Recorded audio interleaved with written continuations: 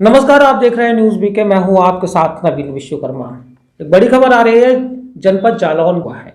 जी हां, इस खबर पर अधिक जानकारी के साथ हमारे संवाददाता देवेश कुमार स्वर्णकार फोन लाइन पर हमारे साथ मौजूद हैं। जी, आज समाजवादी पार्टी के प्रदेश अध्यक्ष नरेश उत्तम पटेल देर रात जनपद जालौन के उरई नगर क्षेत्र के दौरे पर थे। दरअसल इसमें है क्या, इनके आने का मुख्य उद्देश्य ये रहा कि समाजवादी पार्टी के मुखिया यानी कि पूर्व मुख्यमंत्री अखिलेश यादव पिछले दिनों झांसी से जालौन की ओर आए थे। तो जनपद जालौन में वो कुछ जगहों पर जो समाजवादी पार्टी के जो नेता थे उनके घर गए थे और सुरेंद्र सिंह मोखरी को विनम्र श्रद्धांजलि देने गए थे। तो उस समय किसी ने उनसे कहा था कि स्वर्गीय कमर अहमद भी समाजवादी पार्टी के एक सच्चे सिपाही रहे हैं, उनके घर भी अगर श्रद्धांजलि देने चलेंगे तो बेहतर होगा। लेकिन व्यस्तता की वजह से रहा हो या जो भी रहा हो रीजन, समाजवादी पार्टी के मुखिया वहाँ उनके घर नहीं जा पाए थे। तो उसके 2 दिन बाद मुस्लिम समुदाय के लोगों ने एक नारेबाजी की थी। उसका वीडियो सोशल मीडिया पर वायरल हुआ था, जिस पर उन्होंने मुख्यमंत्री अखिलेश यादव को जो है मुर्दाबाद कहा था। अखिलेश यादव मुर्दाबाद, समाजवादी पार्टी मुर्दाबाद। और जो यूथ ब्रिगेड थी वहाँ, समाजवादी पार्टी के युवा नेता थे, उन्होंने सामूहिक रूप से इस्तीफा देकर भी और ये भी कहा था कि आगामी निकाय चुनाव में वो समाजवादी पार्टी को सबक सिखाएंगे और भाजपा को शायद संभवतः भाजपा या अन्य दल जो हैं उनको सपोर्ट करेंगे।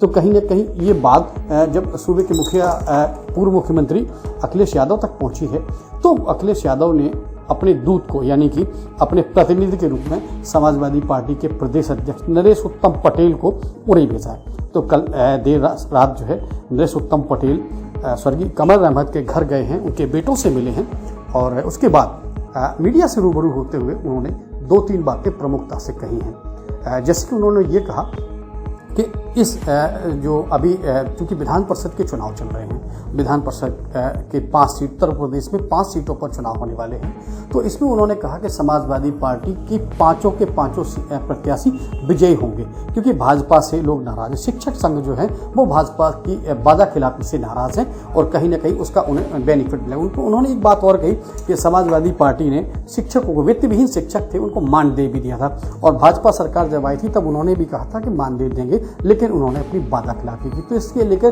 कहीं ना कहीं वित्त विहीन शिक्षक संघ जो है वो भी उनसे नाराज है, तो उसका बेनिफिट वो ले सकते हैं। और नगर निकाय चुनाव के बारे में भी उन्होंने कहा कि हमारा जितने भी हमारे जो दलों से गठबंधन अभी तक है, उनके अलावा वो किसी नए दल से गठबंधन नहीं करेंगे, ये भी उन्होंने स्पष्ट किया। साथ ही लोकसभा चुनाव की तैयारियों में के बारे में भी उन्होंने यहाँ पर चर्चा की कि जो समाजवादी पार्टी पूरे उत्तर प्रदेश की 80 सीटों पर अपने जो गठबंधन के जो साथी उनके पुराने हैं उनके साथ मिलकर ही जो है भाजपा को शिकस्त देने का प्रयास करेगी। यानी कहीं ना कहीं उन्होंने राजनीतिक जो बयानबाजी है उसको भी यहाँ अपना क्रमबद्ध जारी रखा है। कमर अहमद जी, स्वर्गीय कमर अहमद के यहाँ जब वो श्रद्धांजलि सभा करने आए थे, श्रद्धांजलि देने आए थे, उसके बाद तो उन्होंने कहीं ना कहीं एक मरहम लगाने का भी प्रयास किया है, क्योंकि जो मुस्लिम समुदाय का एक जो विशेष वर्ग उनसे नाराज़ था, जिन्होंने नारेबाजी की थी, तो कहीं ना कहीं अब कमर अहमद के यहाँ पहुँचे हैं वो, तो एक नाराज़गी दूर करने का भी उन्होंने प्रयास किया। उस साथ ही उन्होंने एक चीज़ और कही है कि यदि समय मिला तो समाजवादी पार्टी के मुखिया यानी अखिलेश यादव उनके घर श्रद्धांजलि देने आ सकते हैं। ऐसा उन्होंने कहकर कहीं ना कहीं उन जो है नाराज़ लोगों को मनाने का भी प्रयास किया जो उनके समाजवादी पार्टी के मुखिया के न पहुंचने से नाराज़ थे। पार्टी के बहुत वरिष्ठ नेता थे, समाजवादी नेता थे, उनके न रहने से पार्टी को और परिवार को बहुत बड़ी क्षति हुई है। उनके परिवार का दुख बांटने के लिए और कमर साहब की आत्मा की शांति के लिए ऊपर वाले से प्रार्थना करते हैं। उनके दुख में शरीक होने हम आए हैं और हमारी पार्टी के कई हमारे ऐसे नेता जो असामयिक निधन हो गया है, उन सबको हम लोग उनके परिवारों से मिल करके उनको शोक संवेदना व्यक्त करने के लिए आए।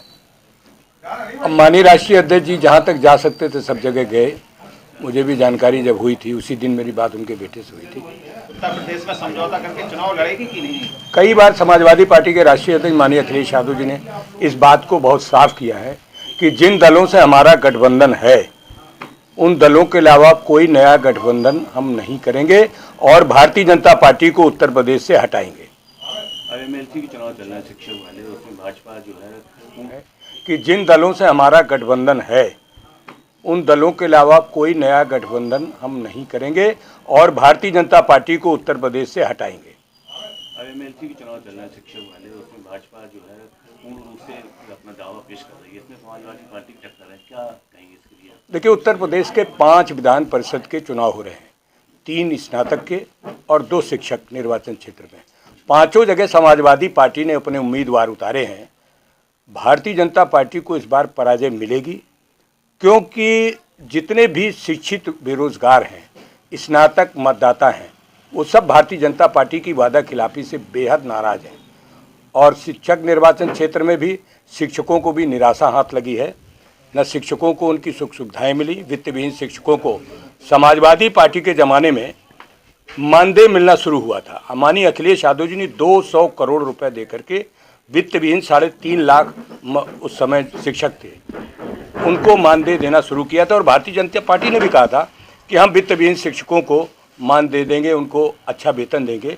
लेकिन इन 6 वर्षों में वित्त विहीन शिक्षकों की स्थिति बद से बदतर है। सारे वित्त विहीन शिक्षक और शिक्षक समाजवादी पार्टी के प्रत्याशियों को अपना आशीर्वाद देंगे, समर्थन देंगे, मत देंगे। उसी अपील के लिए मैं भी इस बुंदेलखंड में इलाहाबाद झांसी शिक्षक निर्वाचन क्षेत्र के मतदाताओं से अपील करने आया हूं कि समाजवादी पार्टी को अपना मत समर्थन दें। जहां तक मतदाताओं की नाराज़गी का सवाल है, भारतीय जनता पार्टी ने पुरानी पेंशन भी बहाल नहीं की है। लोगों में बेहद नाराज़गी है कि उनको पेंशन नहीं मिल रही है। समाजवादी पार्टी के 2022 के एजेंडे में पुरानी पेंशन बहाली, शिक्षकों को सम्मानजनक मानदेय देना और शिक्षित बेरोजगार